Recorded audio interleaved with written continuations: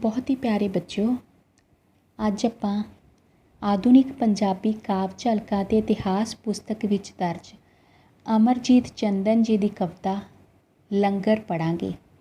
ਪਰ ਉਸ ਤੋਂ ਪਹਿਲਾਂ ਆਪਾਂ ਅਮਰਜੀਤ ਚੰਦਨ ਜੀ ਦੀ ਜ਼ਿੰਦਗੀ ਦੇ ਬਾਰੇ ਤੁਹਾਨੂੰ ਕੁਝ ਗੱਲਾਂ ਦੱਸਾਂਗੇ ਜੋ ਕਿ ਸਾਰੀ ਜ਼ਿੰਦਗੀ ਤੁਹਾਡੇ ਅੱਗੇ ਕੰਮ ਆਉਣਗੀਆਂ। ਪ੍ਰਵਾਸੀ ਪੰਜਾਬੀ ਕਵੀ ਅਮਰਜੀਤ ਚੰਦਨ ਦਾ ਜਨਮ ਨਵੰਬਰ 1946 ਵਿੱਚ ਪਿਤਾ ਸਰਦਾਰ ਗੋਪਾਲ ਸਿੰਘ ਅਤੇ ਮਾਤਾ ਸ਼੍ਰੀਮਤੀ ਬੰਤ ਕੌਰ ਦੇ ਘਰ ਨੈਰੋਬੀ ਵਿਖੇ ਹੋਇਆ। ਪੰਜਾਬ ਯੂਨੀਵਰਸਿਟੀ ਚੰਡੀਗੜ੍ਹ ਤੋਂ ਗ੍ਰੈਜੂਏਸ਼ਨ ਕਰਨ ਉਪਰੰਤ ਇਸ ਸਮੇਂ ਆਪ ਲੰਦਨ ਵਿੱਚ ਰਹਿ ਰਹੇ ਹਨ। ਉਹਨਾਂ ਦੀਆਂ 8 ਕਾਵਿ ਪੁਸਤਕਾਂ, 2 ਵਾਰਤਕ ਪੁਸਤਕਾਂ ਗੁਰਮੁਖੀ 'ਚ ਅਤੇ 2 ਵਾਰਤਕ ਪੁਸਤਕਾਂ ਫਾਰਸੀ 'ਚ ਪ੍ਰਕਾਸ਼ਿਤ ਹੋ ਚੁੱਕੀਆਂ ਹਨ। ਇਹਨਾਂ ਦੀ ਕਵਿਤਾ ਗ੍ਰੀਕ, ਤੁਰਕਿਸ਼, ਹੰਗੇਰੀਅਨ, ਰੋਮਾਨੀਅਨ ਅਤੇ ਭਾਰਤੀ ਭਾਸ਼ਾਵਾਂ ਵਿੱਚ ਵੀ ਛਪ ਚੁੱਕੀ ਹੈ। ਅਮਰਜੀਤ ਚੰਦਨ ਨੂੰ ਉਮਰ ਭਰ ਦੀਆਂ ਸਾਹਿਤਕ ਉਪਲਬਧੀਆਂ ਲਈ ਸੰਨ 2004 'ਚ ਭਾਸ਼ਾ ਵਿਭਾਗ ਅਤੇ ਸੰਨ 2006 'ਚ ਸਰਬ ਪਾਰਟੀ ਪਾਰਲੀਮੈਂਟਰੀ ਗਰੁੱਪ ਲੰਡਨ ਦੁਆਰਾ ਸੰਨ 2009 'ਚ ਆਨੰਦ ਕਵਿਤਾ ਸਨਮਾਨ ਨਾਲ ਨਿਵਾਜਿਆ ਗਿਆ। ਹੱਥਲੀ ਪਾਠ ਪੁਸਤਕ ਵਿੱਚ ਉਹਨਾਂ ਦੀ ਕਵਿਤਾ ਲੰਗਰ ਸ਼ਾਮਲ ਕੀਤੀ ਗਈ ਹੈ। ਇਸ ਕਵਿਤਾ ਵਿੱਚ ਲੰਗਰ ਦੀ ਤਿਆਰੀ ਦੌਰਾਨ ਸੰਗਤਾਂ ਦੇ ਸ਼ਰਧਾ ਭਾਵ ਪ੍ਰਗਟ ਕੀਤੇ ਗਏ ਹਨ ਅਤੇ ਲੰਗਰ ਦੀ ਰੀਤ ਦੇ ਮਹੱਤਵ ਨੂੰ ਚਿਤਰਿਆ ਹੈ। ਲੰਗਰ ਸੱਚਮੁੱਚ ਬੱਚਿਓ ਜਦੋਂ ਲੋਕ ਬੈਠ ਕੇ ਸੰਗਤਾਂ ਬੈਠ ਕੇ ਬਿਨਾਂ ਕਿਸੇ ਜਾਤ ਪਾਤ ਦੇ, ਬਿਨਾਂ ਕਿਸੇ ਭੇਦਭਾਵ ਦੇ ਇਕੱਠੇ ਖਾਣਾ ਖਾਂਦੇ ਨੇ, ਉਸ ਨੂੰ ਲੰਗਰ ਪ੍ਰਥਾ ਕਿਹਾ ਜਾਂਦਾ ਹੈ। ਇਹ ਆਪਣੇ ਗੁਰੂ ਸਾਹਿਬਾਨ ਜੀਆਂ ਨੇ ਬਹੁਤ ਸੋਹਣੀ ਪ੍ਰਥਾ ਚਲਾਈ ਹੈ ਬੱਚਿਓ।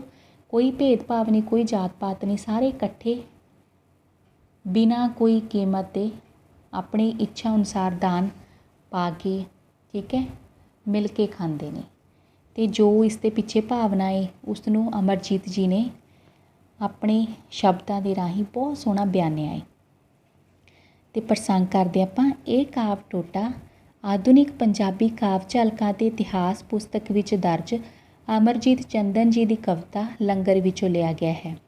ਇਸ ਕਵਿਤਾ ਵਿੱਚ ਕਵੀ ਨੇ ਸਿੱਖ ਧਰਮ ਵਿੱਚ ਲੰਗਰ ਦੀ ਤਿਆਰੀ ਸਮੇਂ ਸੰਗਤਾਂ ਦੇ ਸ਼ਰਧਾ ਭਾਵ ਅਤੇ ਇਸ ਦੀ ਰੀਤ ਦੇ ਮਹੱਤਵ ਨੂੰ ਬਿਆਨਿਆ ਹੈ। ਅਤੇ ਚਲੋ ਫਿਰ ਆਪਾਂ ਵਿਆਖਿਆ ਕਰਦੇ ਹਾਂ। ਲੰਗਰ ਪੱਕ ਰਿਹਾ ਹੈ, ਹਰ ਮਾਈ ਭਾਈ ਆਰੇ ਲੱਗਾ ਹੋਇਆ ਹੈ। ਕੋਈ ਸੁਪਨੇ ਲੈਂਦਾ ਹੈ, ਕੋਈ ਚਿੰਤਾ ਦੀ ਲੱਕੜੀ ਅੱਗ 'ਚ ਡਾਉਂਦਾ ਹੈ। ਅਤੇ ਉਹ ਕਹਿੰਦੇ ਨੇ ਵੀ ਲੰਗਰ ਪਕਾਇਆ ਜਾ ਰਿਹਾ ਹੈ। ਹਰ ਸ਼ਰਧਾਵਾਨ ਇਸਤਰੀ ਪੁਰਸ਼ ਲੰਗਰ ਦੀ ਤਿਆਰੀ ਦੇ ਕੰਮ ਵਿੱਚ ਲੱਗਾ ਹੋਇਆ ਹੈ। ਕੋਈ ਆਪਣੇ ਭਵਿੱਖ ਦੇ ਸੁਪਨੇ ਲੈਂਦਾ ਹੋਇਆ ਲੰਗਰ ਤਿਆਰ ਕਰਦਾ ਹੈ ਅਤੇ ਕੋਈ ਆਪਣੀ ਚਿੰਤਾ ਦੀ ਲੱਕੜੀ ਨੂੰ ਅੱਗ ਵਿੱਚ ਸਾੜ ਕੇ ਚਿੰਤਾ ਮੁਕਤ ਹੋ ਰਿਹਾ ਹੈ।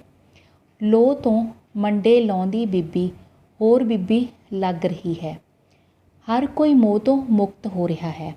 ਲੋਹ ਤੋਂ ਪੱਕੇ ਹੋਏ ਪ੍ਰਸ਼ਾਦੇ ਲਾ ਰਹੀ ਸ਼ਰਧਾ ਭਾਵ ਵਿੱਚ ਲੀਨ ਬੀਬੀ ਦੀ ਸ਼ਕਲ ਹੀ ਬਦਲੀ ਹੋਈ ਦਿਸ ਰਹੀ ਹੈ। ਸਾਂਝਾ ਲੰਗਰ ਤਿਆਰ ਕਰਨ ਵਿੱਚ ਲੀਨ ਹਰ ਮਾਈ ਭਾਈ ਮੋਹ ਮੁਕਤ ਹੋ ਰਿਹਾ ਹੈ। ਰਿਜ਼ਕ ਪ੍ਰਸ਼ਾਦ ਬਣ ਰਿਹਾ ਹੈ। 10 ਨੌਆਂ ਦੀ ਕਿਰਤੀ ਧਿਆਉਂਦੇ ਹਨ, ਠੀਕ ਹੈ ਨਾ, 10 ਨੌਆਂ ਦੀ ਕਿਰਤੀ ਧਿਆਉਂਦੇ ਹਨ। ਭਾਈ ਲਾਲੋ ਦਾ ਨਾਂ, ਬਾਬੇ ਦਾ ਨਾਂ, ਰੋਟੀ 'ਚੋਂ ਦੁੱਧ ਨੁੱਚੜ ਰਿਹਾ ਹੈ, ਲੰਗਰ ਪੱਕ ਰਿਹਾ ਹੈ। ਫਿਰ ਉਹ ਕਹਿੰਦੇ ਨੇ ਕਿ ਲੰਗਰ ਵਿੱਚ ਸਭ ਦੇ ਖਾਣ ਲਈ ਰੋਟੀ ਅਤੇ ਹੋਰ ਸਭ ਕੁਝ ਬਣ ਰਿਹਾ ਹੈ। 10 ਨੌਹਾਂ ਦੀ ਕਿਰਤ ਕਰਨ ਵਾਲੇ ਲੋਕ ਭਾਈ ਲਾਲੋ ਦਾ ਨਾਂ ਲੈ ਰਹੇ ਹਨ ਅਤੇ ਗੁਰੂ ਨਾਨਕ ਦਾ ਨਾਮ ਜਪ ਰਹੇ ਹਨ। ਲੰਗਰ ਦੀ ਰੋਟੀ ਵਿੱਚੋਂ ਦੁੱਧ ਨੁੱਚੜਦਾ ਦਿਖਾਈ ਦਿੰਦਾ ਹੈ। ਇਸ ਪ੍ਰਕਾਰ 10 ਨੌਹਾਂ ਦੀ ਕਮਾਈ ਤੋਂ ਤਿਆਰ ਕੀਤਾ ਹੋਇਆ ਲੰਗਰ ਪੱਕ ਰਿਹਾ ਹੈ। ਸ਼੍ਰੀ ਗੁਰੂ ਨਾਨਕ ਦੇਵ ਜੀ ਦੀ ਆਪਾਂ ਕਥਾ ਪੜ੍ਹਦੇ ਹਾਂ ਬੱਚੋ। ਭਾਈ ਲਾਲੋ ਹੈ ਨਾ, ਮਲਕ ਭਾਗੋ ਆਰਾਮ ਦੀ ਕਮਾਈ ਖਾਂਦਾ ਸੀ ਅਤੇ ਭਾਈ ਲਾਲੋ 10 ਨੌਹਾਂ ਦੀ ਹੱਕ ਦੀ ਕਮਾਈ ਅਤੇ ਉਸ ਦੀ ਰੋਟੀ ਦੇ ਵਿੱਚੋਂ ਦੁੱਧ।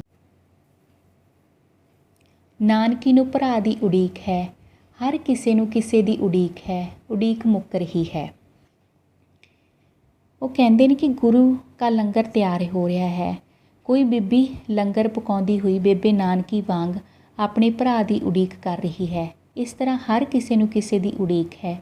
ਹੁਣ ਉਡੀਕ ਖਤਮ ਹੋ ਰਹੀ ਹੈ।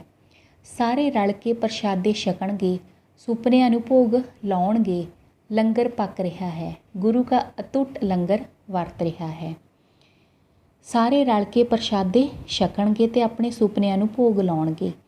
ਹੁਣ ਗੁਰੂ ਦਾ ਅਤੁੱਟ ਲੰਗਰ ਵਰਤ ਰਿਹਾ ਹੈ। ਅਤੇ ਸੱਚਮੁੱਚ ਬੱਚਿਓ, ਲੰਗਰ ਵਾਲੀ ਥਾਂ 'ਤੇ ਆਪਾਂ ਚਲੇ ਗਏ ਹਾਂ ਵੀ ਕਿਸ ਤਰ੍ਹਾਂ ਸ਼ਰਧਾ ਭਾਵ ਦੇ ਨਾਲ ਲੰਗਰ ਬਣਾਇਆ ਜਾਂਦਾ ਹੈ, ਇਕੱਠੇ ਬਹਿ ਕੇ ਛਕਿਆ ਜਾਂਦਾ ਹੈ। ਉਸ ਸਮੇਂ ਕਿਸੇ 'ਚ ਕੋਈ ਵੈਰ ਵਿਰੋਧ ਦੀ ਭਾਵਨਾ ਨਹੀਂ, ਸਾਰੇ ਮਨ ਸੱਚੇ ਹੋਏ ਹੁੰਦੇ ਹਨ। ਅਤੇ ਇਸ ਤਰ੍ਹਾਂ ਅਗਰ ਆਪਾਂ ਜ਼ਿੰਦਗੀ ਦੇ ਵਿੱਚ ਵੀ ਮਨ ਸੱਚੇ ਰੱਖੀਏ ਨਾ ਸਾਰੇ, ਤਾਂ ਆਪਣੀ ਜ਼ਿੰਦਗੀ ਬਹੁਤ ਖੁਸ਼ਨੁਮਾ ਬਣ ਜਾਂਦੀ ਹੈ। ਆਰੇ ਕੀ ਹੁੰਦਾ? ਕੰਮ। ਲੋ ਮਤਲਬ ਤਵੀ। ਕਿਰਤੀ ਕਾਮੇ। ਰਿਜ਼ਕ ਰੋਟੀ। ਛਕਣਗੇ ਖਾਣਗੇ। ਅਤੇ ਹੁਣ ਆਪਾਂ ਕੇਂਦਰੀ ਭਾਵ ਕਰਦੇ ਹਾਂ। ਲੰਗਰ ਕਵਿਤਾ ਅਮਰ ਚੰਦਨ ਜੀ ਦੀ ਲਿਖੀ ਹੋਈ ਹੈ। ਇਸ ਕਵਿਤਾ ਵਿੱਚ ਕਵੀ ਨੇ ਸਿੱਖ ਧਰਮ ਵਿੱਚ ਲੰਗਰ ਦੀ ਤਿਆਰੀ ਸਮੇਂ ਸੰਗਤਾਂ ਦੇ ਸ਼ਰਧਾ ਭਾਵ ਅਤੇ ਇਸ ਦੀ ਰੀਤ ਦੇ ਮਹੱਤਵ ਨੂੰ ਬਿਆਨ ਕੀਤਾ ਹੈ। ਕਵੀ ਕਹਿੰਦਾ ਹੈ ਕਿ ਗੁਰੂ ਦਾ ਲੰਗਰ ਪੱਕ ਰਿਹਾ ਹੈ। ਹਰ ਮਾਈ ਭਾਈ ਇਸ ਦੀ ਤਿਆਰੀ ਦੇ ਆਹਰ ਵਿੱਚ ਲੱਗਾ ਹੋਇਆ ਹੈ। ਇਸ ਦੀ ਤਿਆਰੀ ਸਮੇਂ ਕੋਈ ਭਵਿੱਖ ਦੇ ਸੁਪਨੇ ਲੈ ਰਿਹਾ ਹੈ ਅਤੇ ਕੋਈ ਚਿੰਤਾ ਨੂੰ ਅੱਗ ਵਿੱਚ ਸਾੜ ਕੇ ਚਿੰਤਾ ਮੁਕਤ ਹੋ ਰਿਹਾ ਹੈ। ਤੱਤੀ ਤਵੀ ਤੋਂ ਮੰਡੇ ਲਾਉਂਦੀ ਇੱਕ ਬੀਬੀ, ਮਤਲਬ ਰੋਟੀਆਂ ਪ੍ਰਸ਼ਾਦੇ ਲਾਉਂਦੀ ਇੱਕ ਬੀਬੀ ਸ਼ਰਧਾ ਭਾਵ ਵਿੱਚ ਹੋਰ ਦੀ ਹੋਰ ਲੱਗ ਰਹੀ ਹੈ। ਹਰ ਕੋਈ ਮੋਹ ਤੋਂ ਮੁਕਤ ਹੋ ਰਿਹਾ ਹੈ। ਮੋਹ ਮਤਲਬ ਇਹ ਨਹੀਂ ਹੈਗਾ ਵੀ ਮੇਰ ਤੇਰ, ਸਿਰਫ ਉੱਥੇ ਇਹ ਹੈ ਵੀ ਸੰਗਤਾਂ ਨੇ ਸਾਂਝਾ ਲੰਗਰ ਛਕਣਾ ਹੈ ਸਾਰਿਆਂ ਨੇ। ਲੰਗਰ ਵਿੱਚ ਪ੍ਰਸ਼ਾਦ ਤਿਆਰ ਹੋ ਰਿਹਾ ਹੈ। 10 ਨੌਹਾਂ ਦੀ ਕਿਰਤ ਕਰਨ ਵਾਲੇ ਭਾਈ ਲਾਲੋ ਦਾ ਨਾਂ ਲੈ ਰਹੇ ਹਨ ਅਤੇ ਗੁਰੂ ਨਾਨਕ ਦੇ ਨਾਮ ਦਾ ਜਾਪ ਕਰ ਰਹੇ ਹਨ। ਲੰਗਰ ਦੀ ਰੋਟੀ ਵਿੱਚੋਂ ਦੁੱਧ ਨੁਚੜਦਾ ਪ੍ਰਤੀਤ ਹੋ ਰਿਹਾ ਹੈ। ਕੋਈ ਬੀਬੀ ਬੇਬੇ ਨਾਨਕੀ ਵਾਂਗ ਭਰਾ ਦੀ ਉਡੀਕ ਕਰ ਰਹੀ ਹੈ। ਇਸ ਤਰ੍ਹਾਂ ਹਰ ਕੋਈ ਕਿਸੇ ਨਾ ਕਿਸੇ ਨੂੰ ਉਡੀਕ ਰਿਹਾ ਹੈ। ਹੁਣ ਸਭ ਦੀ ਉਡੀਕ ਮੁੱਕ ਗਈ ਹੈ। ਲੰਗਰ ਤਿਆਰ ਹੋ ਰਿਹਾ ਹੈ।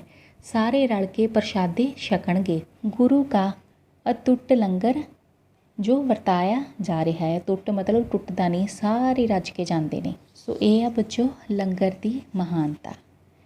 ਭੁੱਖਿਆਂ ਨੂੰ, ਦੂਰੋਂ ਦੂਰੋਂ ਚੱਲ ਕੇ ਆਈਆਂ ਸੰਗਤਾਂ ਨੂੰ ਲੰਗਰ ਛਕਾਉਣਾ ਸੱਚਮੁੱਚ ਬਹੁਤ ਬਹੁਤ ਵੱਡੀ ਸੋਚ ਦਾ ਕੰਮ ਹੈ, ਜੋ ਆਪਣੇ ਗੁਰੂ ਸਾਹਿਬਾਨਾਂ ਨੇ ਕਰਕੇ ਦਿਖਾਇਆ।